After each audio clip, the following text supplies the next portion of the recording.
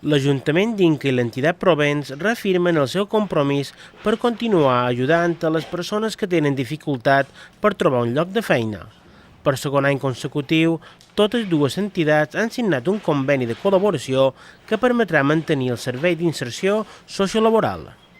Va sortir la possibilitat de firmar aquest conveni de que ells asseguressin l'assessorament laboral que donava l'Ajuntament i, evidentment, a partir d'aquí vàrem firmar un conveni, estan utilitzant les instal·lacions del centre de formació i a través de diferents serveis municipals, especialment de l'àrea de formació i ocupació, que dirigeix de Maria Pérez, totes aquelles persones que s'adrecen directament a l'Ajuntament són derivades a Provence perquè puguin, a través del seu servei d'orientació laboral, ser ateses i cercar alternatives laborals.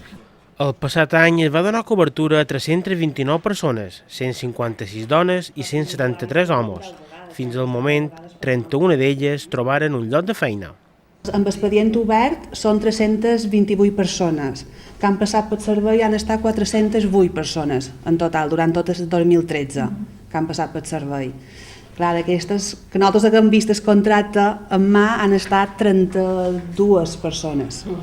Però després, quan tu a vegades els crides, te diuen sí, he trobat una feina, però no mos han mostrat el contracte. Els oficials, diríem. Extraoficialment sabem que hi ha més gent que ha trobat feina, però nosaltres no hem vist els contractes.